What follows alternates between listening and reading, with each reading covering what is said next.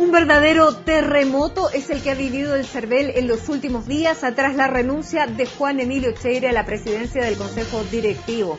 El pasado miércoles, todo en medio tal vez de los días más ajetreados para el servicio electoral, en los que debe certificar las candidaturas y, en el caso de los independientes, revisar cada una de las firmas que validen sus candidaturas. Y precisamente de candidaturas se trata este puzzle electoral. Bienvenidos.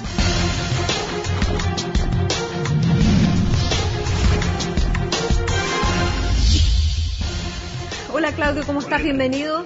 Bien. Bueno, partamos por el tema de la semana. Tal vez ha sido la renuncia de Juan Emilio Cheire a la presidencia del Consejo Directivo del CERVEL. Para que no se nos vaya mucho tiempo, ¿cuánto puede afectar a la credibilidad del CERVEL y a la tarea del CERVEL, que como decíamos en estos últimos días es tal vez la mayor que tenga durante el año? Mira, yo creo que desde el punto de vista operativo no debería ser mucho cuanto lo afecte, porque una cosa es el CERVEL, el Servicio Electoral, que tiene un equipo de trabajo con la directora, que tienen que hacer la pega que tú estabas señalando de las certificaciones. Otro es el Consejo del CERVEL, que va a validar el trabajo del Servicio Electoral y que toma decisiones toda la semana, etcétera, y por lo tanto esta situación lo saca un poco del normal funcionamiento. Yo creo que afecta la imagen del servicio electoral como entidad, y en tercer lugar ciertamente que afecta la credibilidad, o sea, genera un ruido que no tiene nada que ver con el proceso electoral, pero que entorpece de cierto modo, o sea, tienen que dedicarse a este tema. Pero no le quita legitimidad de ninguna manera, porque el trabajo es bastante técnico lo que tienen que hacer.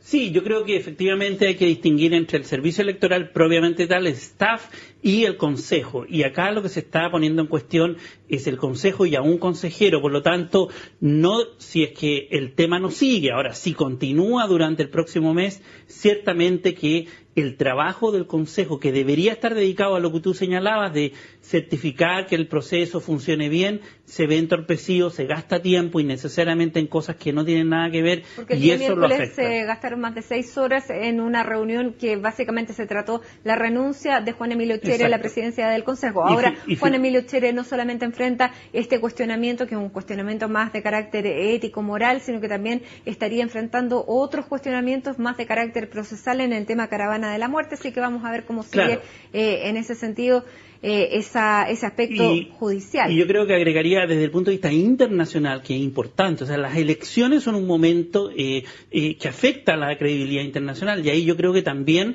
el tema de los 40 años agregado a este tema ciertamente que afecta la imagen de una institucionalidad chilena que era muy respetada en el tema electoral y que de pronto tiene un ruido que yo creo que era totalmente innecesario. Bueno, son 5 miembros los del CERVEL, los del Consejo del CERVEL. Ahora van a tener que elegir entre ellos al presidente. Vamos a ver entonces a quién eligen. Juan Emilio Cheire había salido no por unanimidad, sino que por 3 votos contra 2. Sí. Así que vamos a ver ahora cómo se dan las votaciones. Por lo pronto, lo que tienen que hacer es revisar una enorme cantidad de candidaturas. Calculábamos con Claudio que son cerca de 2.000, pero bueno, no todas las tienen que revisar porque son los candidatos independientes a los que se les tiene que certificar la firma, que sean de personas que no militan en un partido político distinto al que dicen, o que son independientes, que sean personas que existan realmente, y es un trabajo bastante de hormiga. Y en este puzzle electoral vamos a analizar algunas de estas candidaturas. Ya hablábamos la semana pasada de los senadores. Hoy día la pieza del puzzle se llama candidaturas a diputados, Claudio, y esto es lo que queremos conversar contigo y gracias al trabajo que ha hecho Gonzalo Contreras del Observatorio Electoral de la UDP, que hizo un excelente trabajo en muy pocos días de compilar toda esta información. Este año tenemos 443 candidaturas a diputados. Esta es la cifra más alta desde el retorno a la democracia.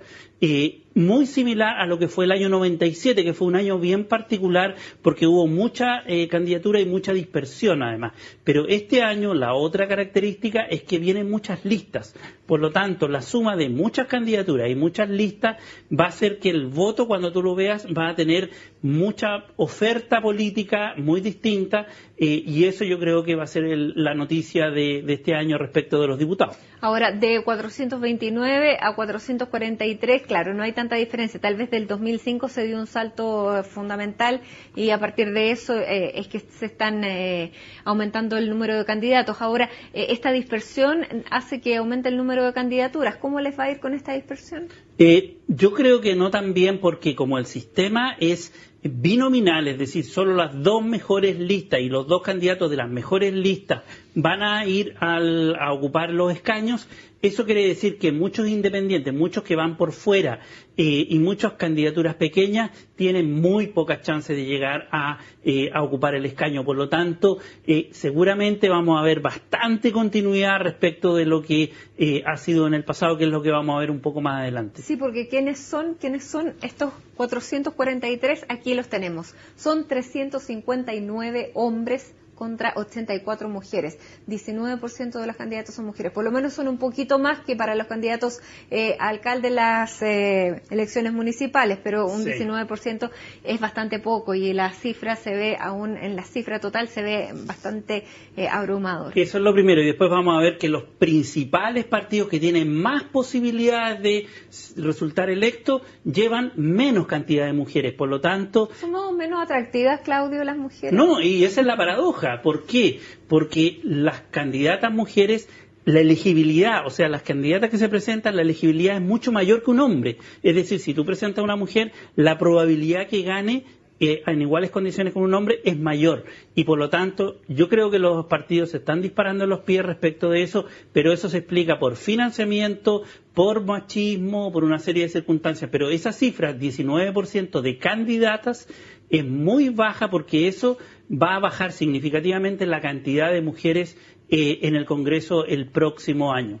Y eso significa que se tratan menos, tal vez, temas que interesen a las mujeres, no necesariamente, pero se tratan sin duda con una perspectiva distinta. 48 años tienen promedio los 443 candidatos. ¿Qué te parece esa edad? Sí, mira, después vamos a empezar a hacer un análisis más pormenorizado en otros programas respecto de qué partidos con más probabilidades lleva gente más joven o más adulta.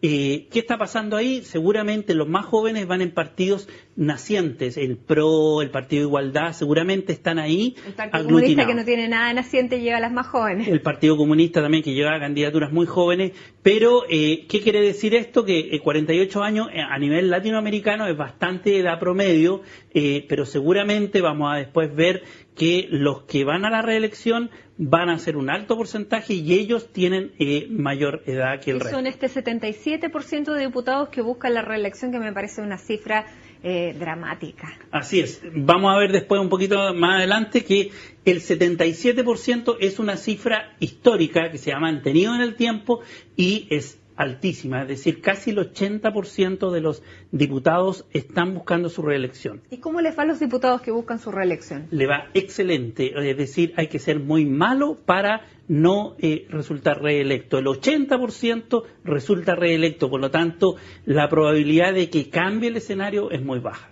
Ahora, son 6 candidatos que van por la 7ª reelección. Eso ya también es un número bastante decidor y que habla también de la ley, que esperábamos que limitara un poco el tema de las reelecciones. En el caso de los alcaldes lo veíamos que habían algunos que iban por más de 20 años. En este caso es básicamente lo mismo. Y ahí hay de la UDI, de la Democracia Cristiana, del Partido Socialista, o sea, es bien disperso y por lo tanto esto es bien transversal. Candidatos a diputados que se han mantenido en el asiento, y eso va a plantear todo el tema de la reelección que está en los proyectos de ley asociados a reforma al binominal, más limitar la reelección. Ahora, tú me preguntabas antes del programa que adivinara yo cuántos candidatos de los 443 candidaturas eran indígenas, de origen indígena. Yo a Claudio le dije 12.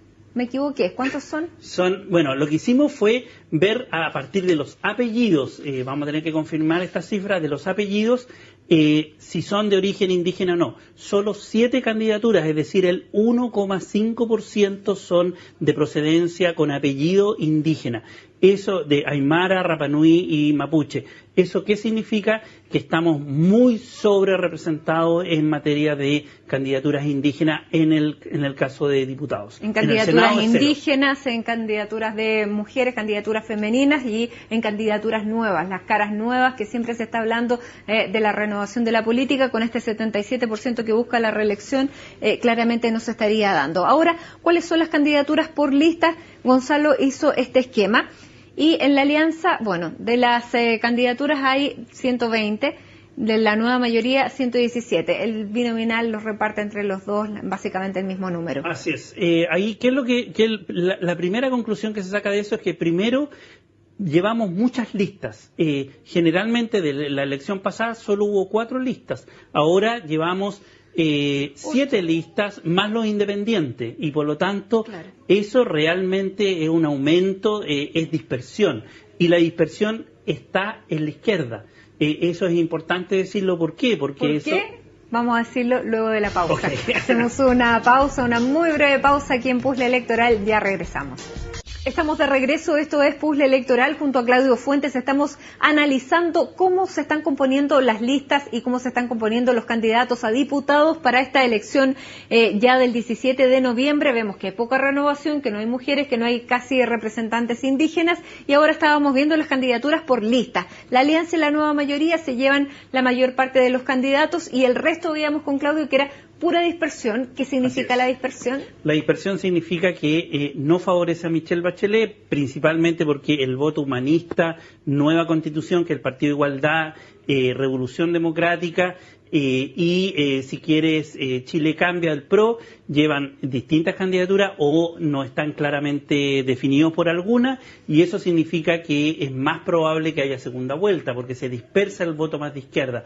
Por eso el voto de Parisi, por ejemplo, se transforma en importante para la alianza, para robustecer ese segmento que Parisi le está quitando a la alianza y así asegurar que va a haber segunda vuelta. ¿Y este escenario se hubiera visto de todas maneras o se ve sobre todo porque hay una candidata que está liderando el sector más izquierdista que tiene una gran posibilidad de ganar? O sea, ¿esto mismo se hubiera dado con un candidato más débil? Todavía más. Yo creo que efectivamente, Michelle Bachelet está conteniendo la dispersión, pero con un candidato más débil todavía se... O los dispersos están buscando negociar algo ya que saben que su candidatura es segura. Hasta el momento no han negociado mucho, o sea, vemos que el PRO al final no negoció parlamentaria y el PRO... Porque todavía no se llega a la segunda vuelta. Claro, pero necesitaba negociar antes una parlamentaria porque después de la primera ahí ya no hay vuelta y por lo tanto... Hay cargos. Hay cargos, efectivamente, entonces eventualmente podrían negociar algo así. El Partido Humanista y Nueva Constitución, que es el Partido Ecológico y el Partido de Igualdad, son muy pequeños, pero adicionalmente tienen muy poca cercanía con el discurso de la nueva mayoría y por lo tanto es menos probable que haya algún acercamiento después de la primera vuelta. ¿Por qué hay tantas listas, Claudio? Porque yo creo que priman primero los líderes carismáticos, muy importante. Chile de partidos programáticos hemos pasado a una política carismática de personas. Tú votas por la persona más que por un programa. Ese es un primer fenómeno de desideologización. Y lo segundo, que los egos dentro de los partidos pequeños se comen a proyectos más colectivos y eso yo creo que hace muy mal, sobre todo porque nos surgen terceras fuerzas como en Uruguay, por ejemplo, que surgió un frente amplio que logró articularse para enfrentar un duopolio que existía antes entre dos partidos que dominaban la escena política en Uruguay. Pero esto no está dando cuenta de los movimientos sociales, de la dispersión política que hay también. ¿No se está reflejando también eso en esto? Totalmente. Los movimientos sociales muy fragmentados que no logran coordinarse se refleja en que al final optan por sus propios proyectos más que por proyectos más colectivos. Ahora, la historia de Chile antes del 73 también hablaba de mucha fragmentación. Recordemos la Unidad Popular y otros movimientos eran el Frente Popular, también eran colectivos, agrupaciones que Chile es un país de multipartidismo y esto lo está reflejando. Porque siempre se había dicho lo contrario, que era bipartidista. No, claro, o sea, los 3/3. Exacto, no. Chile es un país muy multipartidista y que necesita formar coaliciones para llegar al gobierno. Bueno, los diputados, lo que decíamos, lo que estaban buscando la reelección, y esto, bueno, es dramático, pero es sostenidamente dramático. O sea, desde el 93 hasta ahora el 2013, siempre supera el 70% del número de diputados que se reeligen, y por eso llegamos a cifras como las que tenemos. Sí, mira, llegamos de cifras que son 87 candidatos en el año 93 que buscaban la reelección, al día de hoy, que son 92 candidatos, esos son el 77%. Lo que muestra esa gráfica... Pero ha sido básicamente lo mismo en los últimos 12 años. Exacto, muestra una constante proceso de reelección, es decir, digamos que la élite parlamentaria, particularmente en la Cámara de Diputados y en el Senado es todavía más dramático, está congelada, es decir, se mantienen con procesos de reelección, y eso es muy importante. Si a esto le agregáramos cuántas veces se van a la reelección, 2, 3, 4, veríamos que el proceso político cuesta mucho renovarlo, y este año no es distinto, y por lo tanto, cuando vemos a los Giorgio Jackson, a las Camila Vallejo, etcétera, ellos son una excepción dentro de una regla que es un sistema político en el congelador. Ahora, bueno, la tasa de reelección, que es otra cosa que valida esta cifra, vamos a tener que revisarlas todas de nuevo, habla de que, bueno, tú decías que un candidato tenía que ser muy malo para que no saliera electo, y aquí lo estamos viendo tal cual. O sea, la tasa de reelección en diputados es siempre más de 80%, por lo tanto, tanto que se preocupan los que les ponen a figuras distintas o que son muy mediáticas, los incumbentes son incumbentes hasta el final, o si no, preocúpense. Claro, un incumbente, el que está en el cargo, va a la reelección, y en el 93 el 80% de esos incumbentes volvió a ocupar su puesto. En el 2009, que es la última, el 81%. ¿Esto qué quiere decir? Que para un desafiante es dificilísimo disputarle el poder. Es muy raro que un incumbente, alguien que está yendo a la reelección, pierda su escaño. Y por lo tanto, romper ese ciclo resulta muy complejo, y es una excepción en realidad. Solo el 20% ha perdido, y esos son candidaturas muy que han sido gente muy confiada, que no gasta muchos recursos, que no se acerca mucho a la gente, y que le ponen un candidato que da la sorpresa. Pero eso es una excepción más que la norma. Claudio, pero todo esto es en el esquema voto obligatorio. O sea, esto podría cambiar radicalmente tal vez con el voto voluntario. Por eso que este signo de interrogación tal vez podría ser incluso más grande. Tenemos que hacer una pausa aquí en Puzzle Electoral. Ya regresamos con las mujeres. ¿Cuáles son los partidos que dicen liderar el movimiento femenino y sin embargo llevan poquísimas mujeres, o algunos al revés? Vamos a verlo luego de una pausa. Esto es Puzzle Electoral.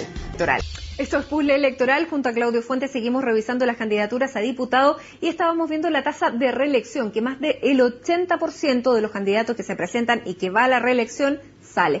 Decía Claudio, hay que ser muy malo para no salir elegido, pero hay casos.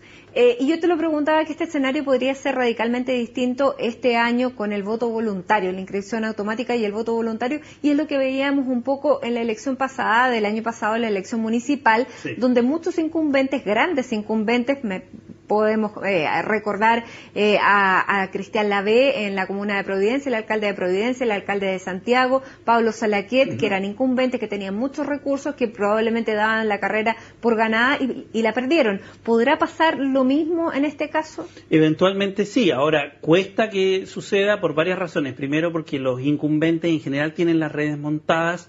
En general, lo que tú mencionas, efectivamente en alcalde se dio cierta renovación, un poco mayor que acá en diputados. Sin embargo, en diputados es más difícil porque primero es un sistema binominal, es decir, es más difícil lograr las barreras de entrada, que son más de un 33%, y eso ya es una barrera muy fuerte que no está en alcalde. En alcalde el que gana más votos, ese gana la elección.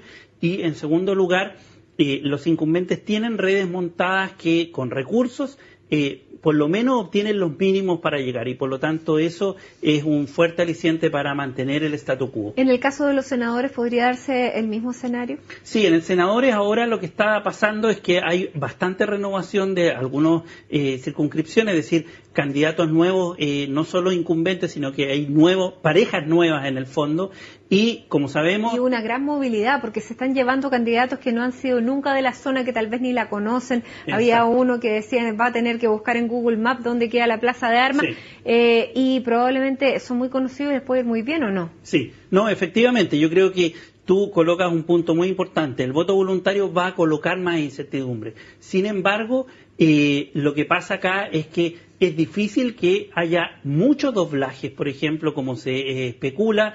No van a ser tan significativos los doblajes. Yo creo que eventualmente podrían haber más de los que hay hoy día, pero eventualmente es muy difícil que haya un cambio radical en el escenario político por las cifras históricas que muestran que un candidato que va a la reelección y que es muy alta la tasa de reelección pierda. Ese escenario es muy complejo. Bueno, vamos a ver, y sobre todo se me vienen a la mente varios senadores. Vamos a analizar luego los senadores en otro programa, cuando ya la lista la tengamos bien clara. Bueno, ya la tenemos clara, pero para tener el espacio suficiente se me viene sobre todo a la mente la figura de Carlos Cantero en la segunda región. Vamos entonces a ver lo que hablábamos. ¿Qué pasa con las mujeres? ¿Y qué pasa con el TAT, que está hoy día más rebelde que otras veces? Se nos va. Pero hablemos de las mujeres. Tú hablabas de las candidaturas femeninas que no superan en muchos casos el 30%. El 30% es el partido que más, 33% es el partido que más tiene candidatas mujeres y que va a la reelección.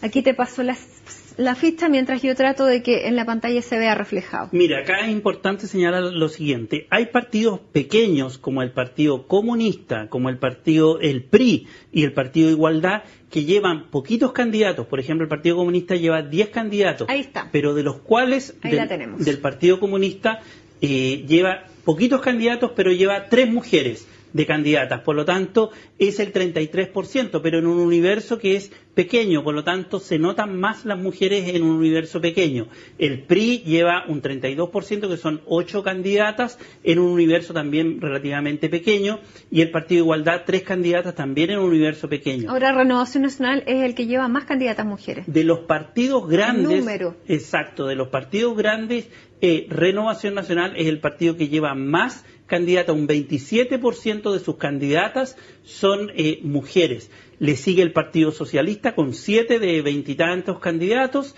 que llevan un 26%, y la UDI con un 17%. Bueno, el Partido Socialista 7, el PPD 3, el Partido Demócrata Cristiano 4, el Partido Radical 1. Son los partidos que apoyan a Michelle Bachelet, y se da la paradoja que donde va la candidata presidencial mujer, los candidatos parlamentarios tienen una escasa y adicionalmente en el caso del PPD es importante señalarlo, porque el PPD tiene cuota incluso dentro del partido, y sin embargo solo el 12% son candidatas. El PPD no cumplió la tarea de llevar más mujeres, el Partido Demócrata Cristiano muy mal, y el Partido Radical Una. Bueno, este es el escenario entonces para las candidaturas parlamentarias, las candidaturas a diputados para el próximo 17 de noviembre. Junto a Claudio hemos analizado un poco quiénes son, cómo estamos representados. Ustedes se hará su impresión. Ya regresaremos en una próxima oportunidad, en un próximo capítulo, a analizar qué pasa en el caso de los senadores, o por qué esta tasa femenina de voto también de candidatos jóvenes es tan baja. Esta fue esta edición de Puzzle Electoral. Muchísimas gracias por habernos acompañado. Siga en la sintonía de CNN Chile.